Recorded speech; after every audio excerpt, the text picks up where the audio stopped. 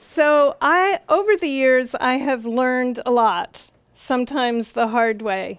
I've learned a lot from my own business and working with clients. So today what I'd like to do is reveal 7 secrets that I'm hoping will give you 7 very useful ideas for your own businesses, especially if you're selling services. So how many of us sell services? Okay, that's what I thought. Most of us do. But isn't it interesting how frustrating it can be to sell services? And there's so many reasons for that, right? First of all, it's not something we can hold and look at, touch, smell, feel. It's actually a lot of complicated, detailed information, right? And very often it's a high-ticket item, and there's a long sales cycle. So those are a lot of the challenges. What if we could actually enjoy selling services? What if it was just a natural process? What if it could be fun? So over the years, I've noticed some things in working on my own business and working with clients.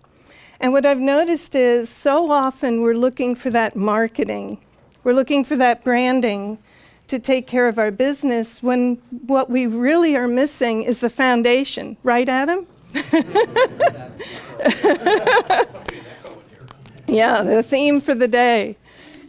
So it's really the foundation that's missing, and the foundation is really all about our communications.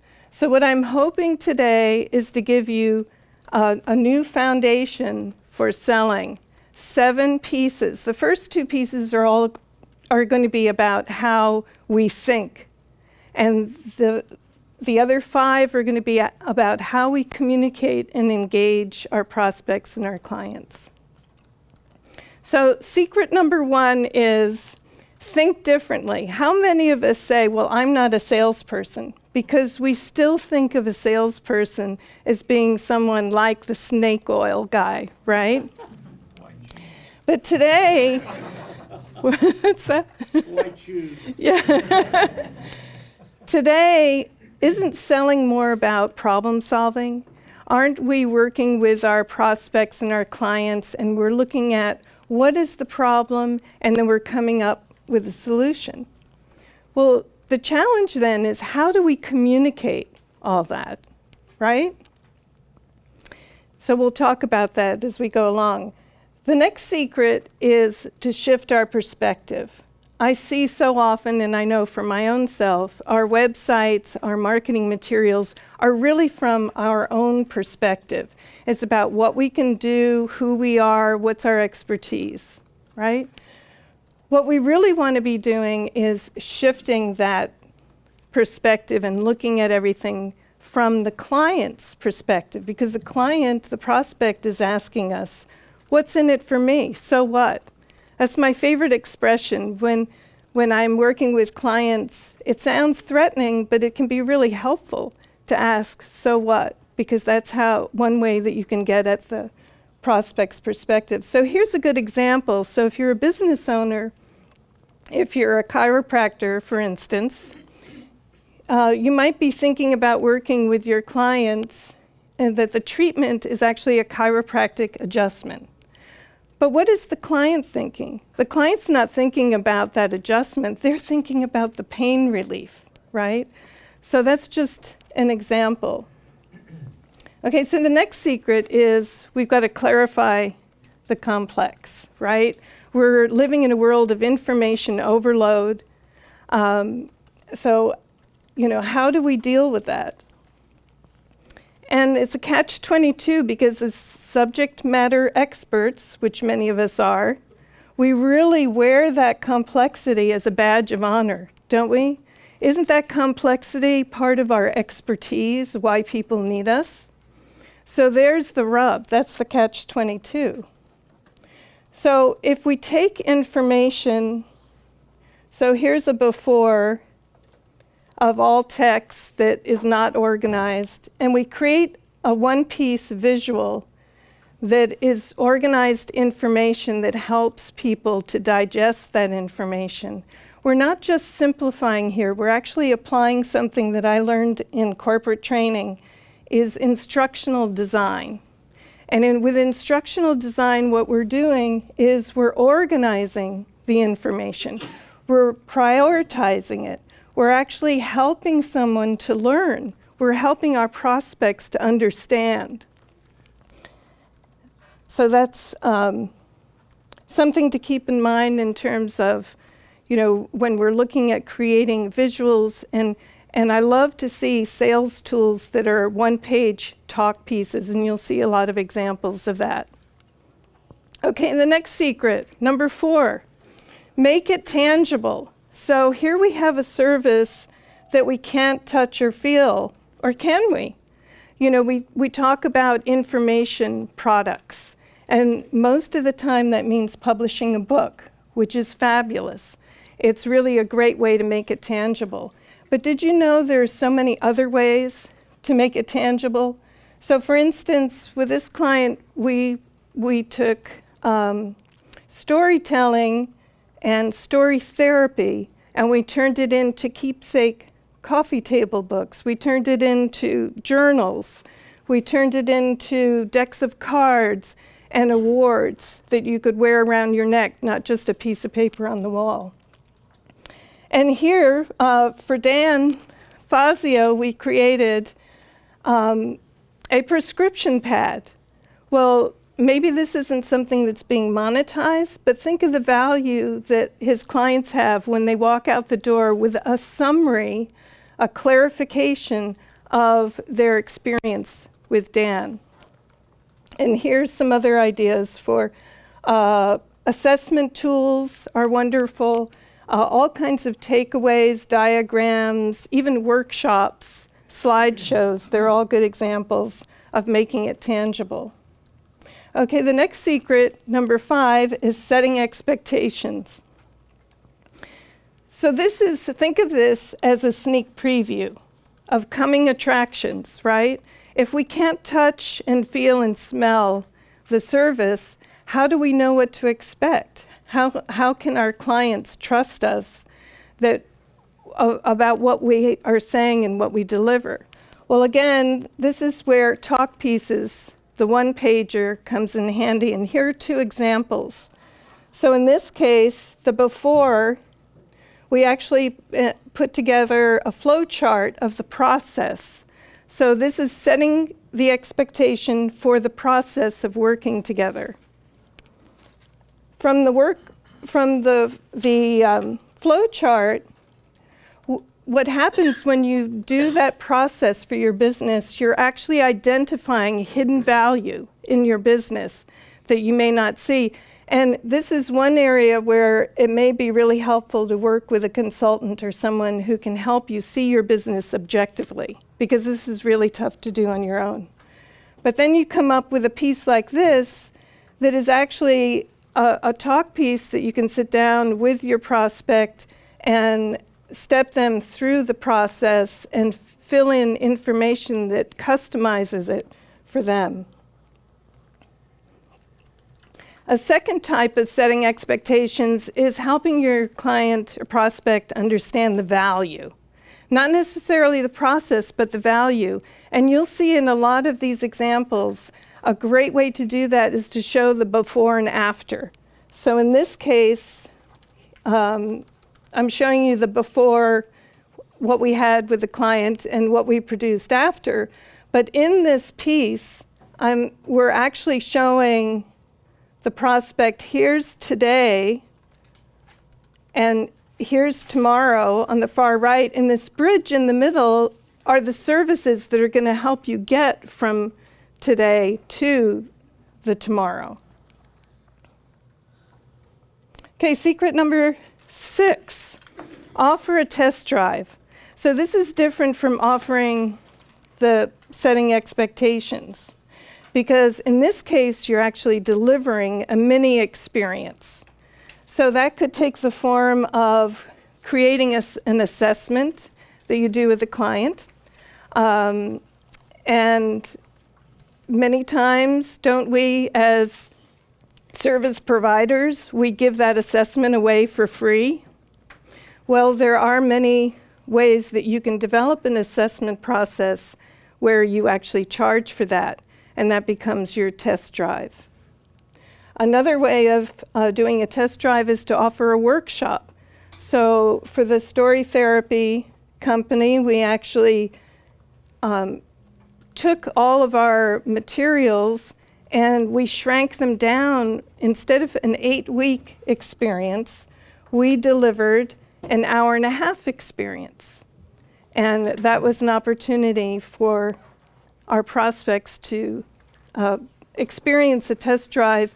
This is the way you begin to engage your prospects and develop trust, right?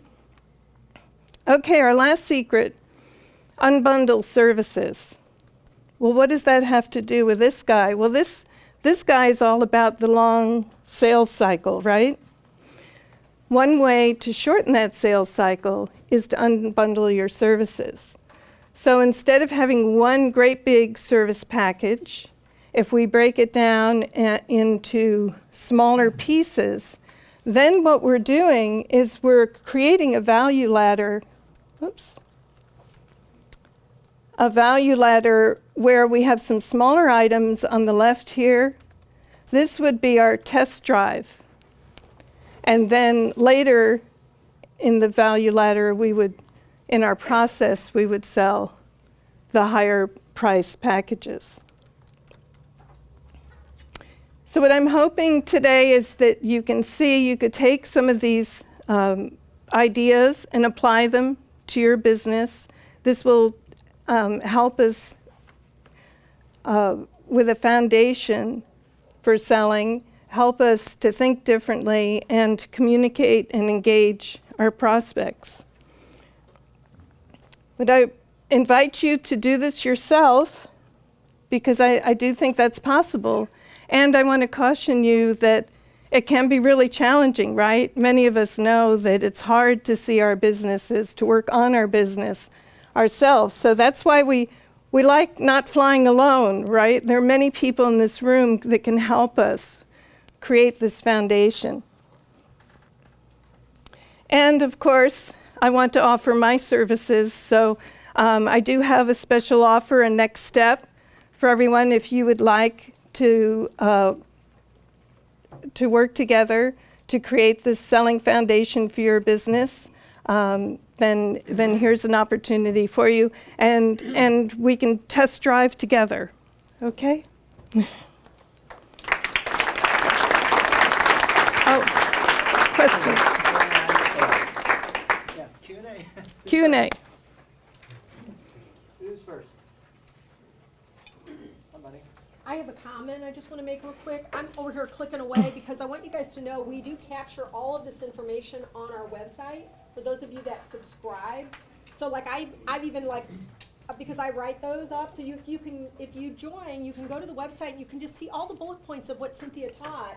And then you can also pause on certain screens within her video, because like I put a note, give me all those tangibles you were talking about that a person could do, because there's so much information packed into these talks. So I just want you guys to be aware that that's something you can keep getting meat off the bone. It's wonderful. Yeah. Those videos are so valuable. They really are.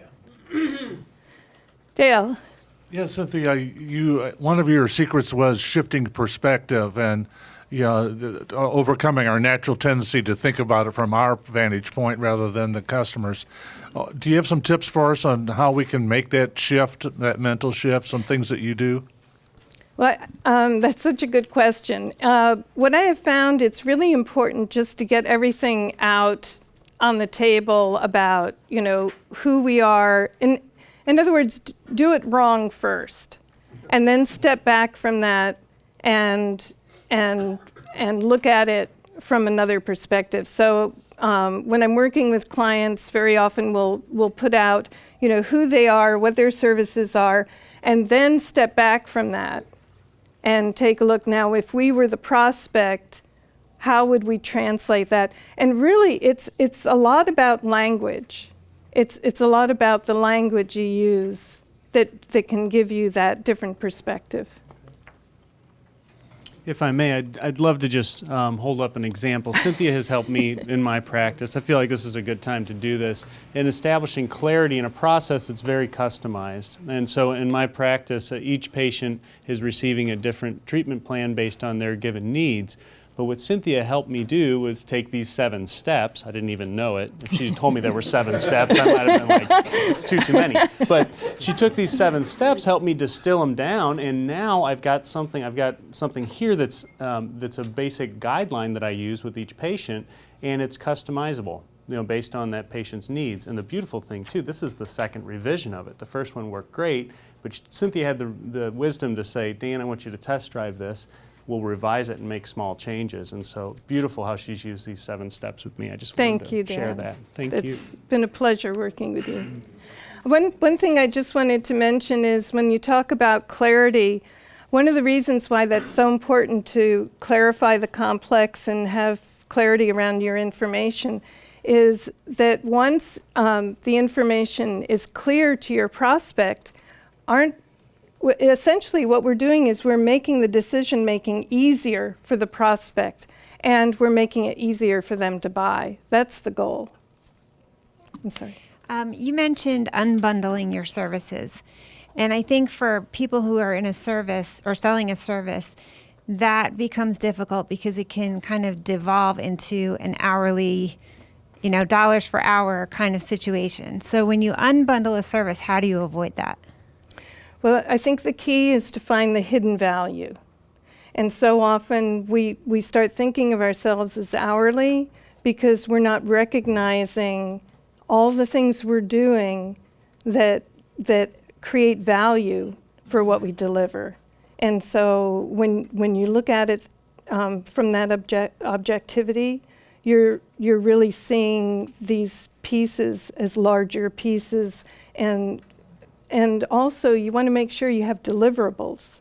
So it's one thing to provide a service, but if you don't have tangible deliverables that the prospect or client will receive, then they're having a hard time recognizing the value. Another way, instead of unbundling like you were talking about, is to have a sliding price scale. Says you can have the basic, or you can have the intermediate, or you can have the platinum level of service. Which would you prefer? So you give them the options as opposed to just saying, do you want one from column A or do you want B? Yes. And I would consider those packages then too. Yeah. I think are we out of time, Mark? Okay. Well, thank you all very much.